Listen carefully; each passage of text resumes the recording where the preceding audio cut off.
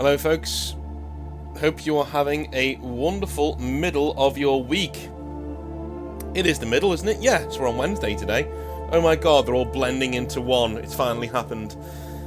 If you like what I do, the subscribe button is down below. Please, please, please, if you can, if you're not already subscribed, then hit the subscribe button to make sure that you're supporting the channel. It's free. And also, you will help me towards my 15,000 subscribers by the end of the year target. We have just over 2 months left. Not that much time, but I think we could make it if you subscribe today. So please help me out and do that.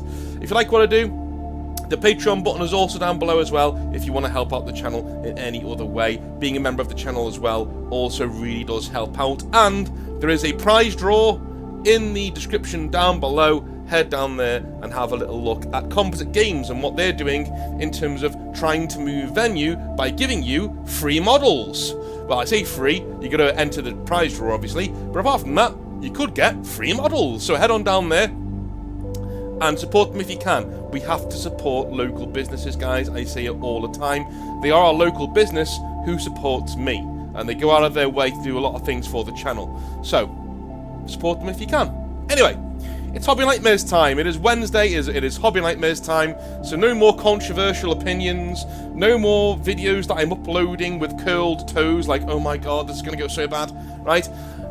We're now into reading your Hobby Nightmares and seeing what we think of them. Let's get into it, shall we? Plus says, "Hi North, my name is Plus, and I'm writing to you yet again." Problem, man. I mean that's what we're here for, of course. You to write to me. This time, however, it is not a nightmare, but actually a feel-good story about when I made an unexpected friend in the hobby on my first day of college recently.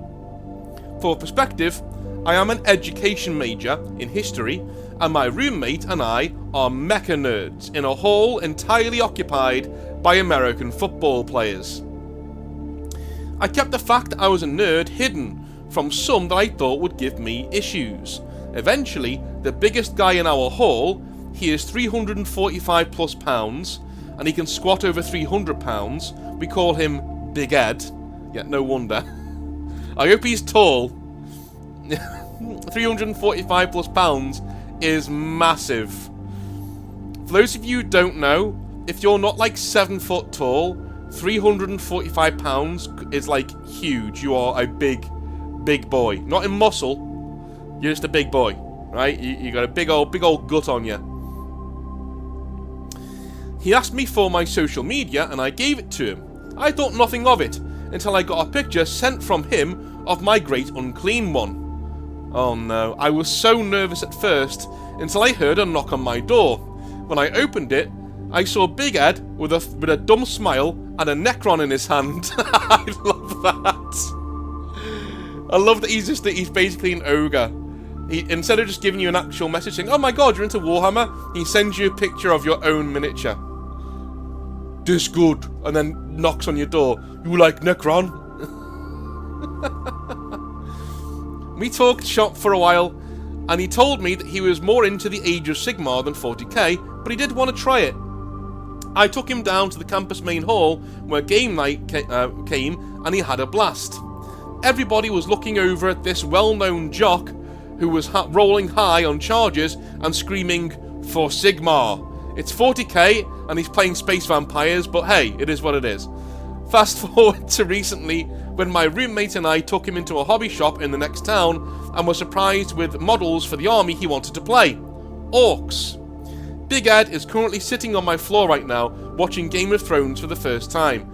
I encourage others not to be embarrassed about the hobby if they are, because you could either meet really cool people already in it or recruit other servants into the Imperium. Cheers. There you go, man. There you go. Never judge a book by its cover. That's hilarious. And no one's ever going to give you grief for being into Warhammer as well, because this guy is huge. This guy's probably bigger sitting down on his arse on the floor than you are standing up. If you're 345 pounds and you're wearing it, you are massive. You're 7 foot. That's the kind of guy we're looking at here. My God. My Lord. Anyway, Nids says, "Hello North." Hello Nids. Please call me Nids. You can guess why. I wonder why. I have been in the hobby since 1997, when my good friend Dave introduced me to Warhammer 40k. I have so many hobby nightmares or stories it could last you for several months. I will not drop them all off at once, but try to be regular if I can. But first, a bit of backstory. Yeah, so I have read one of Nids' stories before, because it fitted that week's theme more than the other ones did. Whereas this is his first email to me, so here we go. Dave had bought the 3rd edition starter set of 40k that included Space Marines and Dark Eldar, along with the core rulebook. Yes, that was also my first one. That was my one, as in North's first one. What a cool box set that was. Really, really nicely done. Nice stuff. Let me have a little drink of tea before I carry on. There we go. Right. Since the Dark Eldar were so small and trickier to put together, we just played with the Space Marines that came in the box. Although at this time, we did not have the codex yet. We still had fun playing a kill team-like game, using single models instead of units until he brought more Marines. I was an art major, just starting in college at the time, and the thought of painting miniatures for a game was sparking a new interest in me.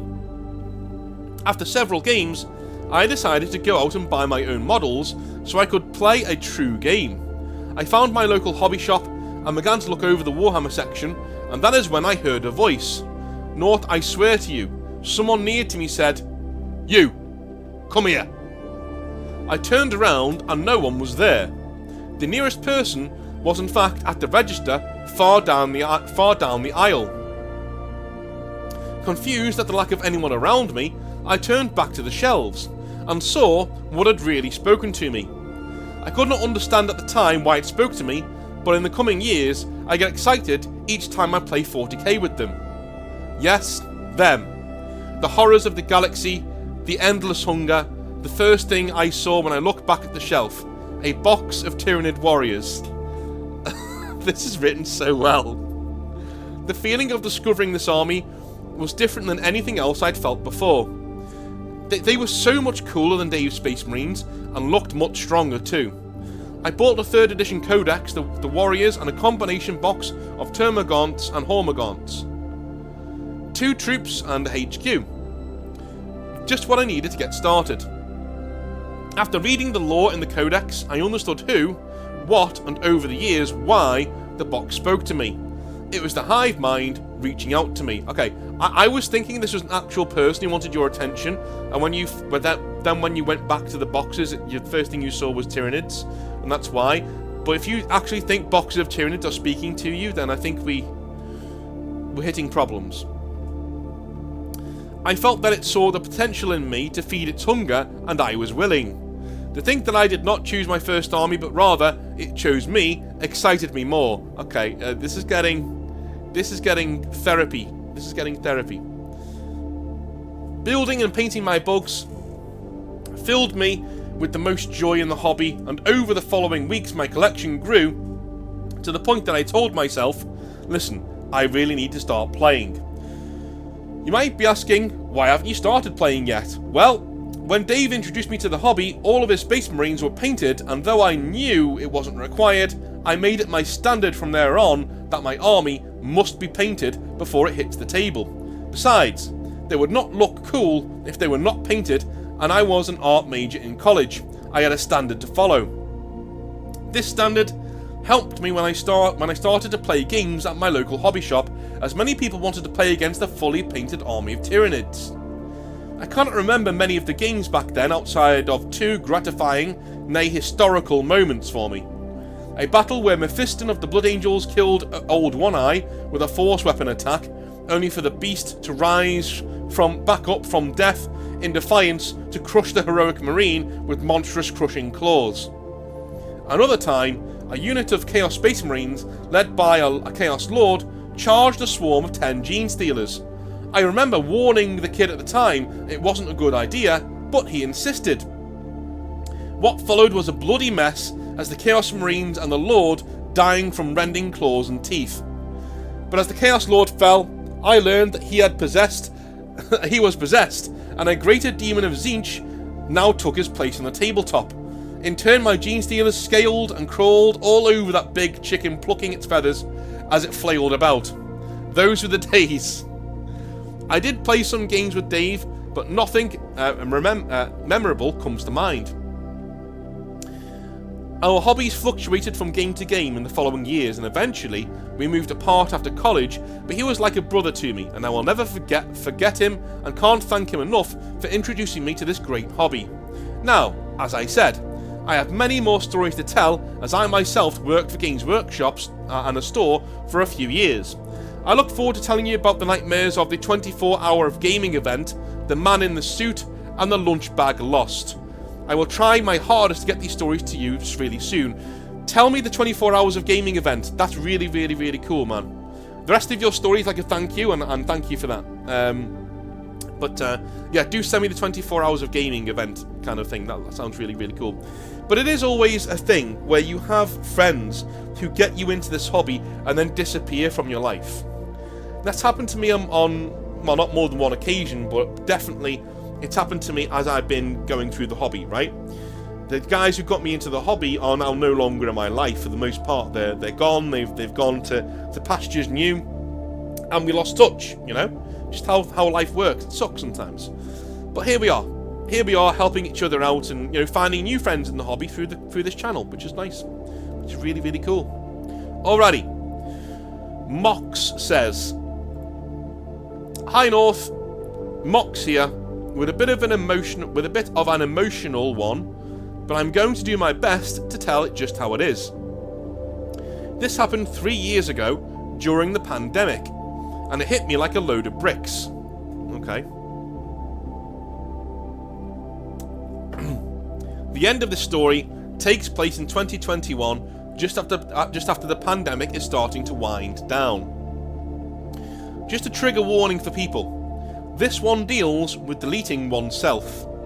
So, since 2015, I have been in the hobby full-time, I guess, as an avid Eldar player. I just love the elegance of the models, and whilst at university, I dove in headfirst into Warhammer 40,000. I also acquired a girlfriend whilst at university. Now, I'd had a few girlfriends before, but this one hit different. I met her at a gaming group of the university, and quickly we started going to different events together, especially the Wargaming Society events. She got really into Dark Eldar, firstly getting a small force of Dark Eldar, and then getting hooked, just like I was when she saw how much fun I was having playing with her. We were kind of inseparable to the point of memeage in the university, but we never neglected our friends like most couples do. We tried to be supportive and to pull each of our friends through the dark times. We even got a few of them together if they were hitting it off. In therapy years later, I was told that this is a natural sign of a couple who are going to be together for the long haul. They try to help the people around them find the happiness that they already have, free from insecurity or being hurt because they know intrinsically that their relationship is strong and that they are head over heels for each other. That was us. Wow. That is a really good... Is that a euphemism? Yeah, that's a really good way to explain how healthy couples treat their friends and family and things like that. Do you know what I mean? That's a really, really, really good way of explaining it. Because the most non-toxic couples I've come across do something similar to this. Do you know what I mean? They reach out to other people and they help them through. Because they're totally secure where they are. They love the other person and they're secure in their own relationship. They don't have any jealousies, they don't have any anger issues, they just want to help others. That's really, really cool. That's a good sign that you're with somebody who's good as well. I started watching your YouTube channel because I also have a kid from a previous relationship that for the longest time I was not allowed to see. Oh my god, that sucks, man. I'm really sorry. I'm really sorry. But I'm glad you've kind of, like, found a kindred spirit, sort of. I don't know. But it does suck. It sucks massively when you're in a situation like what you're in. I was essentially a sperm donor to this ex of mine, but during my time in university, said ex did a complete runner. She left my son with my mother, and I had to travel home during my studies to be a dad. By the way, she had abandoned our son to go with some dude she had met on Tinder. Well, they deserve each other, my friend. They deserve each other. The sheer amount of toxic assholes who find each other through Tinder is without number, you know? Do not go on Tinder, do not go on dating websites, do not bother. Get yourself out in the real world and look at, well, not look at people, but and talk to people, essentially, right? She left my son with my mother, and I had to travel home during my studies to be a dad. My girl, though, diamond as she was, stood by me. Let's call her Alice, as she loved Alice in Wonderland. And eventually, we got a flat together in our university city and brought my son back with us from my mother's. After a year or two, his mother came back on the scene and demanded full custody, and almost got it thanks to the quite frankly rigged family laws of the UK, but I digress. That is ridiculous. That is ridiculous that she could come back on the scene and nearly get full custody of this kid when you've been looking after him because she did a runner. That's a disgrace. Me and Alice helped each other through this. We had a strong group of friends, had good jobs in software development after university, and we were regular fixtures at the local games workshop. This is where Wayne enters the chat, the games workshop manager. He reminded me totally of Robin Williams, almost weirdly so, but you can imagine how good a guy like that was at running a games workshop and making sure everybody in there was having an amazing time. He was infectious, and me and Alice got such a kick out of him teaching my son, our son really, how to play Warhammer by acting out all the things that were going on the tabletop. I've never seen a kid, even at 10 years old, take to something so fast. The lad even wanted to do Black Templars, and now that he's 17, he has never looked back ever, and still loves his boys in black. Boy, does my son love his grim dark. That is a man of culture, my friend. That is a definite man of culture that you have brought up there. Congratulations to you. As life went on, though, I did start to notice cracks in Alice's world. The worst thing was, they were all internal. She had serious self-hatred issues. She described it as having imposter syndrome, but that it applied to just everything in everybody's lives. Oh my god. That's horrible. So she described it as imposter syndrome, but that if it applied to everything in her own life. That's horrible. That's horrible. But it's a really good way of explaining it. You know? Like, if you want to know how really bad depression works, that is a really good way of putting it. Imagine not being able to paint your models because you have imposter syndrome. You're not very good at it. You don't think you're very good at it, so you should just give up, right? Now imagine that, but applied to everything in your life ever, on a daily basis, constantly. And you may as well turn it up to about 10. You're on like a 5 at the moment. Turn it up to 10 and apply it to everything in your life. That's a really good way of describing depression. She was the kindest and most loving person, but she just couldn't see it. I asked her to go to therapy. I offered to pay for it. I did activities with her. I did everything I could to bring her out. I feel now like she was in the sea and was dropping below the waves. Each time I would dive down and drag her back to the surface, telling her to stay with me.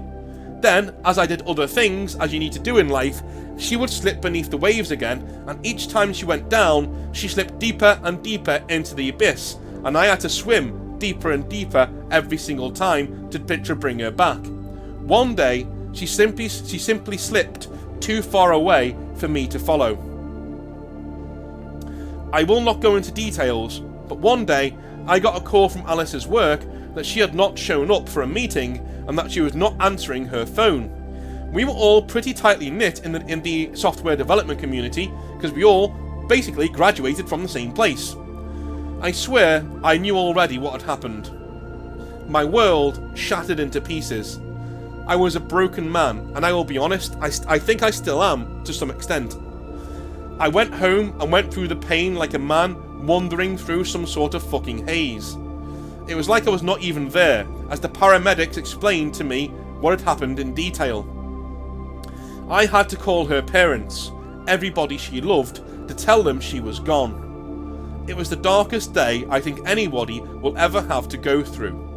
I wanted to be with her, in a very real sense, but with my son, I had nowhere else to go. I couldn't leave him alone in this world. Dude, that is so... It's not going to mean a thing coming from me, because you don't know me, and this is years ago now, but I'm really, really, really sorry you had to go through that. That sucks, man. That sucks so much. Oh, Jesus. The worst thing about deleting oneself, the worst thing, is that the people who do care about you in life, the people who do care, will always be wondering for the rest of their lives. Always. For the rest of their lives, they're going to wonder, could I have done more? Could I have stopped this? If, but. Do you know what I mean? For the rest of their lives. Just remember, I know some of you will be feeling this and thinking that you don't have anyone who cares about you, right? Okay, fair enough. But if you've ever reached out to anybody for help, okay, and then you delete yourself, you are subjecting that person to wondering about you for the rest of their lives. Do they deserve that? You know? If all else fails to stop you from doing it, just think of that. Just think of that. Just think of that. I'm fully aware that there are some people in this world who... It's almost like they don't belong in this world. It's almost like they would be far happier if they weren't in it. But, here's the thing. I agree with their right to choose to do what they want to do with their own lives. And if they don't want it, they don't want it. But, they are so incredibly rare. Incredibly rare. And if you think that's you, I can almost certainly tell you it's not. Almost certainly. Without even knowing you. Just by the sheer numbers alone. I can almost certainly tell you that's not you. You are having a very, very dark period in your life. Right? The only way you lose is by giving up. That's the only way you lose. It's the only thing you can't come back from. Is this. It's the only thing you can't recover from. And not only that, you are setting off a nuclear detonation at the very nucleus of the people who love and care about you. That's what you're doing. You won't be around to deal with the consequences. It'll be left to them. And they will have to pick up the pieces, and they will always have to wonder, could I have done more? Don't get me wrong, maybe they could have done more. But you need to look at yourself in the mirror, and if all else fails, think, do these people deserve that? Do your parents deserve that? Does your girlfriend deserve that? Do your friends deserve that? Do your grandparents deserve that? You need to think on. Because I know a lot of you will be like, I don't have any friends, I don't have any family. The people who are truly alone in this world are very, very, very, very, very rare. Very rare. And normally it's because of something like a chronic illness or something. You know what I mean? It's like an external factor that's made them alone. Which is not their fault, but it still sucks. But, you know, they're very rare. Being lonely isn't the same as being alone. Yeah, I've been lonely many times in my life. But I have a mother who loves me, I have a sister who loves me, I have grandparents who love me. Do you know what I mean? But I've still felt incredibly alone. And, like, I don't have anybody. But the one thing that's always dragged me back, even at the darkest of times, is, if I do this, they don't deserve to be left alone and wondering whether they could have done more, whether they pushed me to this. That's not what they deserve. You know? So yeah, always think on that. Always think about who you're leaving behind. If all else fails, you know, if all else fails and you can't think of a reason not to do it, that's your last resort. And you know what? If you've ever spoken to me, and I've spoken to you, and then you go and do something like this, and you know I'll find out, because a lot of you wouldn't know I'll find out. You know, I've spoken to a fair few parents, and a fair few friends of subscribers, who've told me, yeah, I'll tell you if anything changes, blah, blah. You know I'll find out. So if I'm that guy, I'm that guy, but it will wreck me. If something happens to any one of you after you've spoken to me in confidence, or even been in my comment section, and I've spoken to you, and given you some advice, or you've given me a hobby nightmare, and I find that you've done the ultimate act of despair, that's going to crush me, man. It's a very selfish thing for me to say, but if that's what it takes to stop you from doing it, I'm telling you now, it would fucking crush me. Alright, I'd always be thinking if I could have done more. And I'm not even related to you. I'm not one of your in real life friends. I'm just some dude, some idiot on the internet who likes to talk about Warhammer lore. You know? Just think on. Think on. I'll end that section with that. This is the one thing that you can't recover from, guys. The one thing you can't recover from is that. Anyway, I took my son to my mother's and started to put Alice's affairs in order. So commenced the most desolate few months of my life, picking up the pieces of a shattered future and all that. You know what hurt the most? Not one of the friends we had helped in university or since reached out to see how I was, to check in, or anything, even after they found out what had happened from other people. I felt so alone, and the only person who would help was my mum, and she had her hands full with my heartbroken son. Oh my god, yeah. One morning I woke up from a few hours of sleep and checked my phone to find a message from Wayne, the Games Workshop store manager. It read, and I have it saved, so this is verbatim, so please read it as it is, okay? And I quote, the text read, "Hey man, I am so sorry for your loss. She was a real diamond of a person. Don't you dare give up. Get yourself a shower, put some clothes on, and come down to the store. Cheers, Wayne." Wow, that is a yeah, that is a dad there. That is a dad's response. Fuck my life. Now, Wayne and I had messaged back and forth for orders and model releases, but that's it. We didn't really know each other personally. He didn't know me well at all, but here he was, just throwing me a lifeline. I don't know why I did it, but I got my army together and went down there. I have no idea where that strength came from. I had nothing else to do now after the funeral but mope in my bereavement leave, so I went. Wayne didn't make a fuss of me. He expressed his condolences to me as I walked in, and then challenged me to a game of 40k over a cup of coffee. And let me tell you, that guy can really play. I was, and am, a very good and competitive player, but Wayne beat me fair and square. No special treatment, no laying down for me out of pity. He beat me by a whisker and shook my hand like a man. The store was closing, and he asked if I'd like to grab a pint, and I did. Whilst we sank a few ale... But before I carry on there, guys, a lot of you will be thinking, wow, you could have at least let the guy win. No. No. No. What people who are suffering need is normality. That's what they need. To feel the same as everybody else. Because you know what that does? It makes them think that everything's going to be okay. Do you know why? Because it is going to be okay. It's exactly the same way you treat people with autism and people with mental health issues. You treat them the same as everybody else. Yes, you acquiesce to their behaviour sometimes. You chalk a few things up to being, you know, a tick or something like that. Yeah, that's fine. But in terms of, like, if they're being a dick or if you're just playing a game of 40k with them, you don't let them win. No, you treat them like everybody else. Because that's how they deserve to be treated. Just the same. Just the same. What he's doing here, dude, he's putting in a foundation into you. He's treating you exactly the same as if the Alice situation had never happened. And in that, you're going to get so much more than people mollycoddling you and being like, oh, are you okay? You know, that's alright for a while. But after a while, you need that kick up the arse. You do.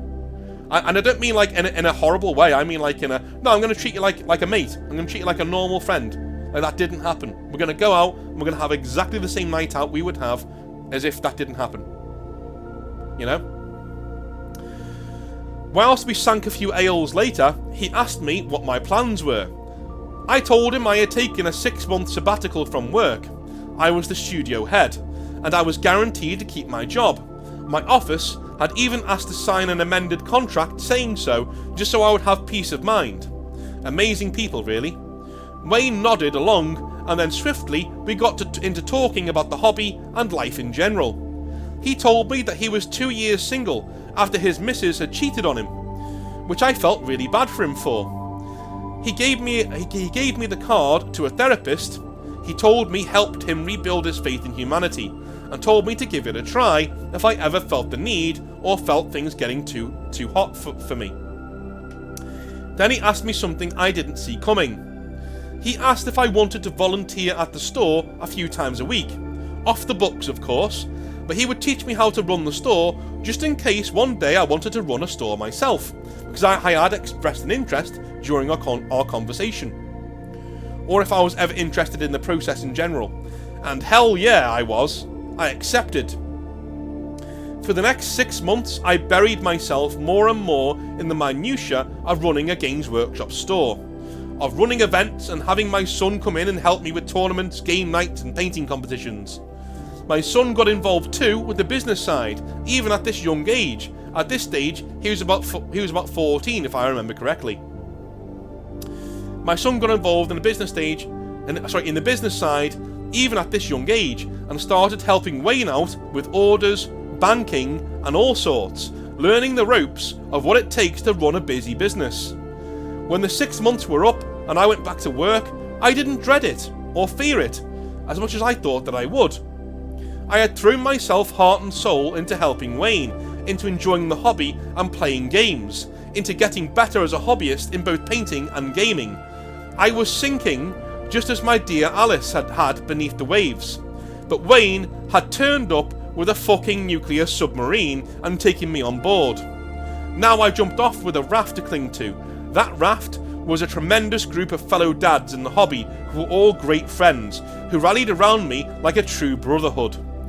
We did a Movember tournament event last year, and we all did massive handlebar moustaches that my son told me looked like some sort of vintage porn star.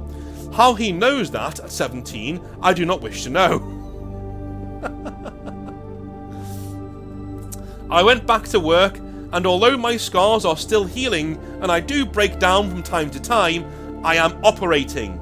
I am happy, even through the tears, and one day I may be able to let all of this go and to start again with someone new, but even writing that brought a little bit of pain to my chest, so I won't be doing that for the foreseeable. I'm concentrating on my life, on rebuilding it, and making sure me and my son have what we need going forwards. But I'll never give up. Not today. And that is because of the amazing Games Workshop manager who took the time to pick me up when so many others were prepared to leave me drowning. Thank you, Wayne. Thank you, Warhammer. Thank you, North. And thank you, Games Workshop, to a lesser extent. Mox. Jesus Christ, man. There are some times I read a Hobby Nightmare and I just go, wow. Oh, dear. You have to give me a sec. Let's take a sip of tea, shall we? Fucking hell. There are some days where I get a bit of flack for a video or an opinion that I have, and I think, bloody hell, I could do without this, you know what I mean? After coming back from work, if I've been teaching in Liverpool at a college, and then I come back, and then I mark a load of essays, and then I jump on here, do a video, and you get a 50-50 response. Some people love it, some people hate it, which is fine. But there are some parts of the vitriol where I do think, fucking hell, I could do without this, you know? And then there are times like this, when I read a Hobby Nightmare that's been sent in, and it just reaffirms why I do this. It just reaffirms why this channel exists, you know? If you want a microcosm of the message of the channel, it's this last Hobby Nightmare today. It's this one, right? This is what the channel's about. This is what it's all about. Is you drowning, and I try to be the virtual hand that reaches down there, grabs you by the wrist, and pulls you back up again. I'm trying to be a Wayne here. That's what I'm trying to be. And I think that's... You know, as long as I'm helping at least one person, this channel won't go anywhere, you know? Anyway, I love you all a long time. I will speak to you tomorrow. Hope you dried your eyes a bit. I'm going to go to the bathroom and cry. I'm going to go cry in the shower for a bit. I love you all a long time. I will speak to you tomorrow. Have a wonderful, wonderful rest of your day. And I'll see you then. Have a good one. Bye now.